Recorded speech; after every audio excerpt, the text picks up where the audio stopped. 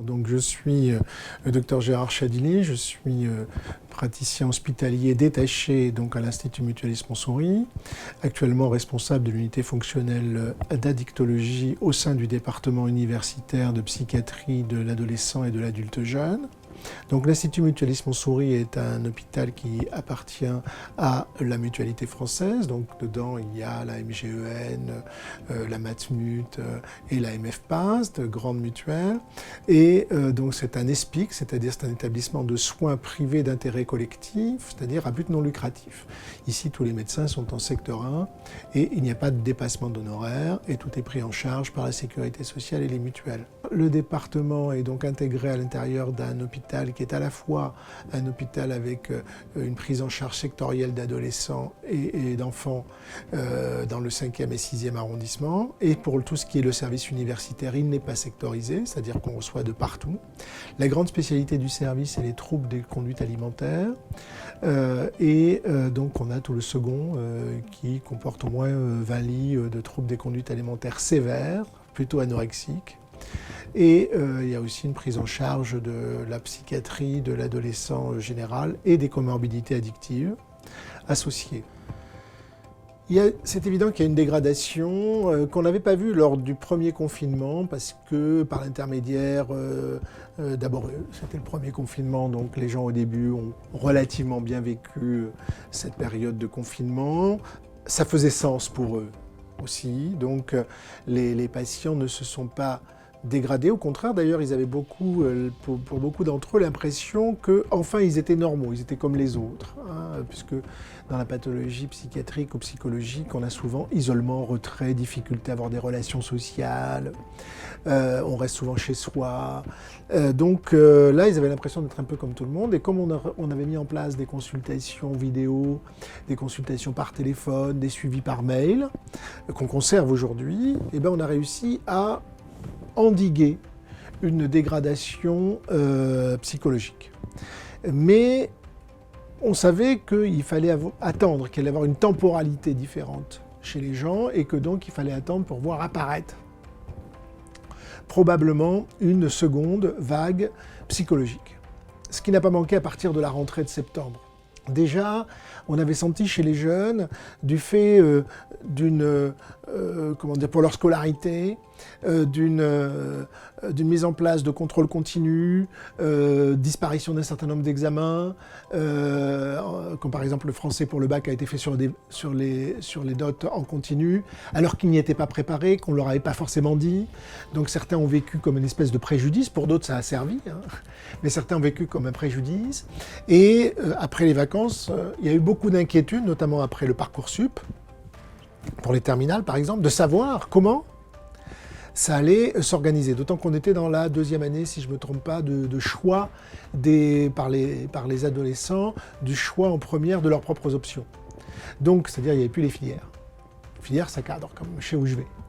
On a vu arriver donc une décompensation plutôt de type anxio-dépressive, troubles du sommeil, des troubles aspécifiques qui sortaient un peu de notre nosographie et qui se sont accélérés. Certains ont d'ailleurs parlé d'une troisième vague, comme le professeur Le Boyer, c'est-à-dire une grande décompensation psychiatrique. Et ça, on l'a vu arriver, c'est-à-dire qu'il y a eu un doublement pratiquement du taux de dépression et dépressivité, doublement des troubles anxieux, donc une aggravation de ceux qui avaient une vulnérabilité préexistante, une augmentation du taux de tentatives de suicide, puisque dans les intersecteurs de pédopsychiatrie, on a vu un doublement des demandes pour tentatives de suicide en consultation et en prise en charge. Ce qui nous a surtout frappé, c'est qu'on a vu apparaître aussi des décompensations psychologiques chez des gens qui n'en avaient pas jusque-là. C'est-à-dire qui n'avaient pas consulté, qui n'avaient jamais été suivis, et qui ont présenté des décompensations anxio-dépressives, troubles du sommeil, maux de tête, somatisation particulière, qui n'avaient pas d'origine somatique en elles-mêmes, des culpabilités profondes, notamment depuis qu'on s'est rendu compte que les jeunes qui pensaient être épargnés par la contamination ne le sont pas, Et on voit bien actuellement une entrée dans les réanimations de sujets jeunes, les cas positifs à l'école, avec les fermetures des classes, nouveaux protocoles à partir de 1 cas par classe. On a vu apparaître des culpabilités chez les jeunes qui se sentaient responsables de la contamination de leurs grands-parents, de la contamination de leurs parents, et de peut-être pas avoir bien respecté les zones barrières, mais chez les petits-enfants ou chez les adolescents, c'est toujours compliqué. Et plus l'apparition des variants, qui a beaucoup angoissé, fait ressurgir l'angoisse de mort et l'angoisse de finitude chez les patients et chez des sujets qui jusqu'ici n'étaient pas atteints psychologiquement. Et ça, on l'a vu particulièrement chez les étudiants, avec une augmentation. D'ailleurs, les derniers sondages chez les étudiants, notamment celui réalisé par Le Figaro, ont montré que 50% des étudiants se sentaient en difficulté psychologique et qu'à peu près une vingtaine de pourcents de chez eux se sentaient même en désespérance. Ils sont isolés dans des chambres de 14, enfin au mieux 14 mètres carrés, le plus souvent 10 mètres carrés, avec leurs cours en visio. Il n'y a plus de présentiel, même si depuis le président Macron a mis une journée. C'est un âge où on a besoin de contacts sociaux. Nous sommes des êtres sociaux, mais encore plus à l'adolescence et quand on est jeune adulte, parce que c'est là qu'on forme son futur groupe de relations sociales. Donc il y a besoin d'échanges, de développement. C'est une période de développement. Entre les 12 ans et les 24 ans, le cortex préfrontal, la mise en place des structures relationnelles cérébrales vont se mettre en jeu. Et donc c'est essentiel d'être dans l'échange parce que c'est ça qui accélère les mouvements cognitifs, les connexions interneuronales qui vont être essentielles pour la vie adulte. Donc il y a un préjudice ressenti, mais un préjudice réel, fonctionnel, dont on n'a pas fini de mesurer les conséquences. Donc voilà, on a une problématique importante. En tout cas, moi qui suis psychiatre d'adolescents et d'adultes jeunes, je le vois bien. Et mes collègues qui sont à la consultation étudiante, puisque nous avons une consultation étudiante à l'Institut Mutualisme Montsouris, nous avons bien remarqué qu'il y a une augmentation du taux de consultation et que là, on a dû, pour les aider, prêter les chefs de clinique qui font 1 à 2 demi-journées de consultation pour les étudiants en supplémentaire. Et malgré ça, la consultation est pleine. Les BAPU sont submergés, les bureaux universitaires de prise en charge psychologique. Les appels ont augmenté de 30 à 40% au niveau des BAPU. Et donc, plus personne ne peut répondre. Et comme je dis, la psychiatrie publique, qui était celle qui était amenée à répondre le plus facilement, elle était déjà, la pédopsychiatrie, relativement exsangue, avec un taux de pédopsychiatre en chute, une moyenne d'âge supérieure à 60 ans, un taux d'attente pour répondre à des pathologies de plus en plus longs. Et ce qu'on constate aussi avec le Covid, c'est que ceux qui arrivent en consultation ont des pathologies plus graves. Et c'est pas que moi qui le dis, puisque lors de l'audience du 4 mars, Franck Bellivier, qui est le responsable psychiatrie pour l'ensemble de la France, qui est responsable de ce qu'on appelle la feuille de route de la psychiatrie française, a dit que le taux de tentatives de suicide avait augmenté chez les moins de 15 ans, le taux de troubles des conduites alimentaires était aussi en augmentation chez les moins de 15 ans, et dans les services d'urgence de pédopsychiatrie, près de 60% des lits sont déjà occupés, notamment par des décompensations psychologiques multiples et plus sévères. Donc, on voit bien qu'on a à toutes les chaînes de prise en charge une accélération du mouvement psychologique dont on n'a pas fini de mesurer les conséquences. Et on espère que le Covid, quelque part, alors ça va être un peu particulier ce que je vais dire, mais paradoxalement, le sida avait permis qu'on prenne en charge les patients ayant des troubles d'addiction, de peur de la transmission, etc. Le Covid va peut-être réussir à permettre que les gouvernants, notre gouvernement en particulier, soient plus sensibles aux difficultés de la psychiatrie, alors qu'on avait l'impression de prêcher dans le désert. Et à partir de là, on va sûrement voir arriver, mais pour moi on ne les voit pas, on va sûrement voir arriver des cohortes de patients jeunes décompensant sur un mode anxio-dépressif ou peut-être sur des conduites phobiques, notamment, et le retard scolaire anxieux. Il va falloir observer le retard scolaire anxieux. Et des angoisses de séparation qui vont probablement arriver. Parce que laisser les parents, ne pas être avec eux, se poser des questions par rapport aux grands-parents, à qui on demande de ne plus venir les accompagner, ou d'aller chercher à l'école. Ces modes-là, avec des fermetures de classes itératives, vont sûrement poser des problèmes. Alors pour moi, on n'a pas suffisamment de recul. Mais il nous faut du temps. On n'a pas la même temporalité que la maladie. On a une temporalité postérieure, nous, mais elle va arriver. Et je pense qu'il faut être prêt à cela. L'accompagnement des plus jeunes, parce que cela aussi, c'est toute la période développementale avec la question de l'attachement sécure. Or, l'attachement sécure a été mis fortement à contribution et a été fortement mis à mal, et ça on le sait, du fait du Covid. Pourquoi ? Parce qu'on a vu augmenter les violences intrafamiliales. On a vu augmenter les violences à enfants. Donc on avait augmenté un pourcentage aussi de décrochage scolaire. 4% de décrochage scolaire sont apparus chez les collégiens, 3% chez les lycéens, mais surtout en enseignement de lycée professionnel, 7%. On n'a pas encore la mesure de décrochage scolaire chez les enfants, mais il est probable que les enfants ont arrêté une motivation scolaire. Et si ça vous arrive en CP, en CE1 ou en CE2, ça peut avoir une conséquence sur le futur. Le fait d'avoir mis en place, bien sûr, des cours par visio avec Classroom, etc. est positif, mais est-ce que c'est suffisant ? Point d'interrogation.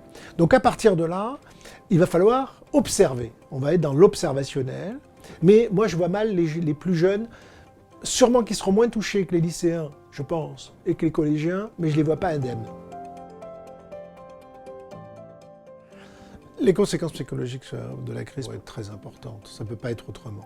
Oui, elle aggrave les pathologies préexistantes, et surtout parce qu'elle entraîne aussi. Ils sont restés chez eux, ils n'ont pas été suivis, ils ne sont pas allés, de peur du Covid, dans les établissements. On a demandé aussi aux établissements psychiatriques de faire sortir les patients des hôpitaux qui n'étaient pas nécessaires. On leur a demandé de créer des unités Covid, qui ont eu du mal à être remplies.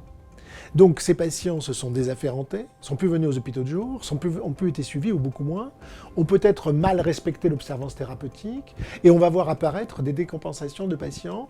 Dans le cas des troubles psychotiques, ce qui compte, c'est la durée de psychose non traitée. C'est elle qui va déterminer le pronostic. Donc si vous ne venez pas, si vous attendez 10 mois, 15 mois, après une bouffée délirante aiguë, vous allez aggraver votre pathologie, et en particulier si vous êtes jeune, puisque ça va frapper la période développementale. Donc oui, on va avoir apparaître des pathologies plus sévères, on le voit déjà, et des décompensations des pathologies préexistantes. Alors les nouveaux profils de patients, c'est des patients qui n'avaient jamais été vus, jamais suivis, et qui apparaissent, et qui viennent en consultation, ou qui arrivent aux urgences, à qui on demande donc aux psychiatres de liaison de les voir, et ils intègrent ensuite le parcours de soins psychiatriques, alors que jusqu'ici, ils ne l'avaient pas intégré. Et donc c'est très important aussi d'avoir une bonne coordination privé-public, parce que le public ne pourra pas tout absorber. Et donc on va avoir besoin des psychologues, et peut-être qu'il va falloir se poser la question du remboursement des psychologues pour absorber les nouveaux cas, qui ne nécessitent pas d'hospitalisation, mais qui nécessitent des soins. Alors les effets sur les addictions, on a vu les addictions augmenter. Bon. Je vous rappelle que pendant le premier confinement, ça a été compliqué, puisque comme tout était confiné, le prix des substances a doublé. Donc c'est accompagné, en dehors du fait d'être confiné, d'être isolé, déjà qu'ils sont en difficulté, on n'est pas addict si on n'est pas en difficulté, ils sont trouvés aussi dans des précarités. Et dans différents syndromes, manques, etc. Bon. Là, actuellement, on constate une surconsommation. Surconsommation cannabinique, il faut bien anesthésier quelque chose. Surconsommation d'alcool, avec les violences intrafamiliales. Surconsommation de pratiquement tous les produits. Alors, on n'a pas encore les chiffres, mais c'est clair que ça monte. Et ça, on le voit bien parce que les demandes de consultation de patients addictifs en grande détresse, et ça on le voit ici puisque nous avons une consultation addicto, qui appellent et qui demandent des consultations, qui demandent « envoyez-moi des ordonnances, sauvez-moi la peau », et qui ont une montée des idées suicidaires, puisqu'il y a un lien direct entre consommation et idées suicidaires et tentatives de suicide. Mais si j'aggrave les conditions relationnelles et sociales, j'aggrave le risque suicidaire. Donc on voit bien qu'il y a une corrélation entre le confinement, c'est plus le confinement que le Covid, mais le confinement dû au Covid conduit, et la précarité aussi, de la perte de l'emploi. Beaucoup ont perdu, les étudiants qui ont perdu les jobs d'accompagnement qui leur permettaient de payer les études, il n'y a pas de job d'été, on ne sait pas comment projeter, les restaurants sont fermés, les bars sont fermés, tout ce qui est social est fermé. Donc il y avait un certain nombre de jeunes qui gagnaient leur vie dans le social, qui le perdent. Tout ce qui est restauration, ils ont perdu aussi leur emploi. Tout ça, ça ne peut pas avoir, ne pas avoir d'impact social. Et souvent, quand vous avez ce type de crise et d'impact social, vous avez une augmentation des addictions. Il faut bien oublier ce qui vous arrive, vous mettre un peu en dehors. Oui, on sait que ça va donner des résultats sur le plan psychologique, un impact, ça ne peut pas être autrement. On va se retrouver dans une situation assez proche de ce qu'on a pu connaître avec la grippe espagnole ou la grippe de Hong Kong. Ça faisait quand même presque 50 ans qu'on était épargné par une pandémie. On ne savait pas ce que c'était. On en parlait, la peste, 1348, tout ça dans les bouquins. Oui, la grippe espagnole, mais c'était loin. Et là, ça nous touche. Ça nous touche et on se dit aussi que peut-être on va être touché par d'autres. Parce qu'il y a eu des premiers prémices. Souvenez-vous, le SRAS 1, le MERS, le SRAS 1, mais qui ont très vite... Bon. Quand on voit l'épidémie actuelle, quand on voit 45 000, quelque part on peut être heureux que cette épidémie, pour 85% de la population, elle n'est pas mortelle. Elle est dangereuse, elle est mortelle possiblement mortelle pour 15% de la population, mais pour 85%, elle ne l'est pas. Heureusement, parce que si c'était pas la grippe, excusez-moi, si c'était pas le Covid, mais si c'était Ebola, à 45 000 sujets par jour, dont on a le risque que 90% d'entre eux y restent, ce serait autre chose. Vous voyez, il faut quand même pondérer les choses. C'est-à-dire que le fait d'être désorganisé ou pas organisé, mal fourni, avec des données parcellaires, la population va s'en souvenir, il y aura un post-Covid quand même. Elle va se dire, mais la prochaine, ça va être quoi?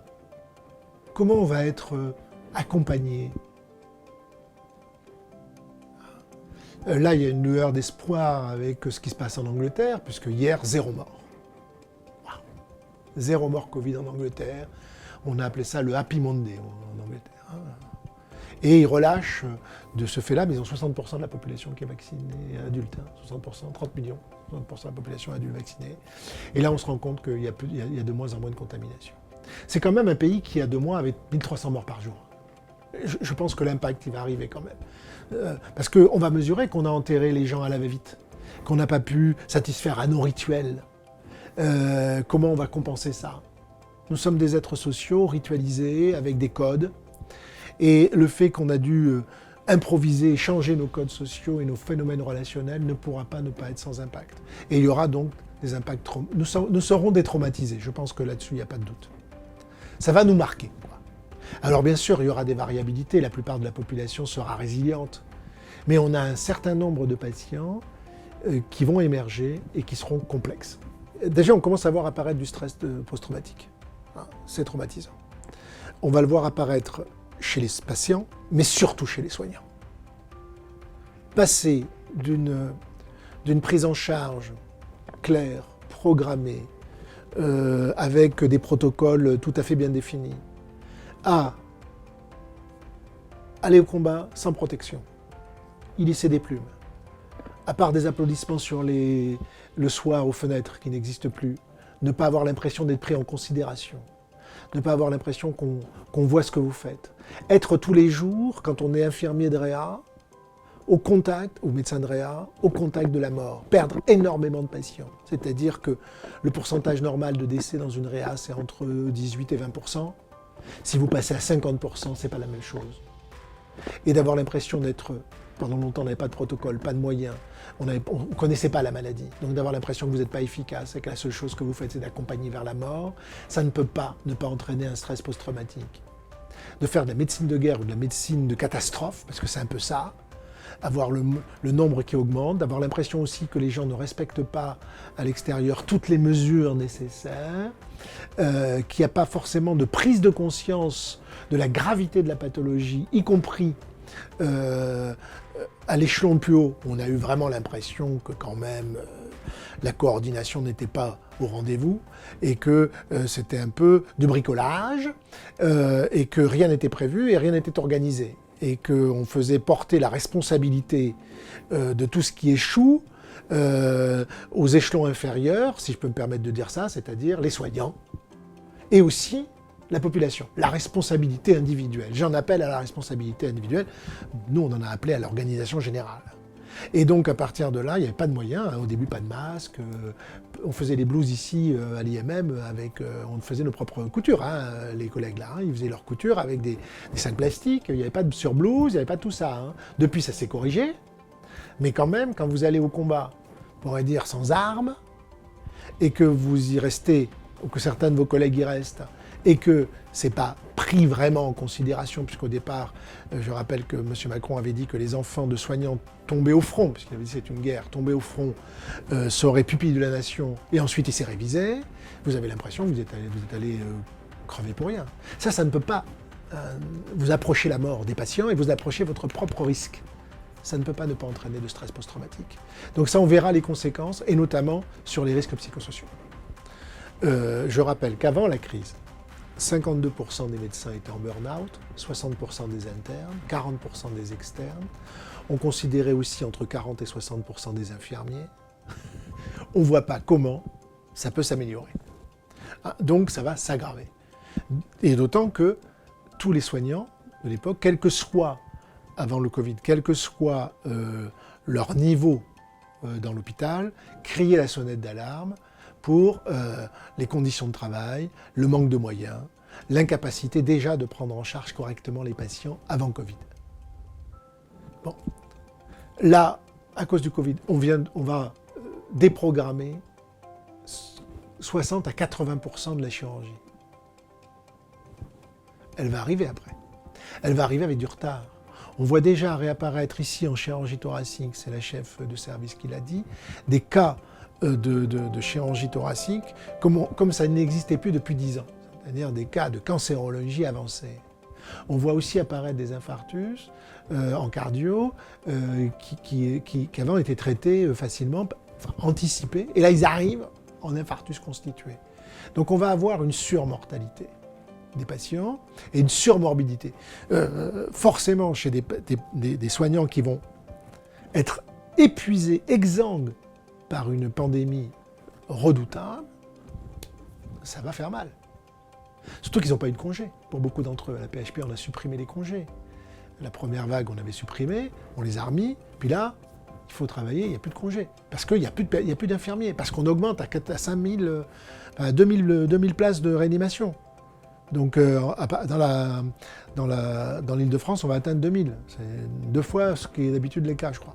Et 5000 sur l'ensemble national. Un lit de réanimation, ça demande du personnel. Donc, il va falloir prendre le personnel de chirurgie, le mettre en réa. Ils vont être épuisés. Ce qui va aggraver, à mon avis, les risques psychosociaux futurs.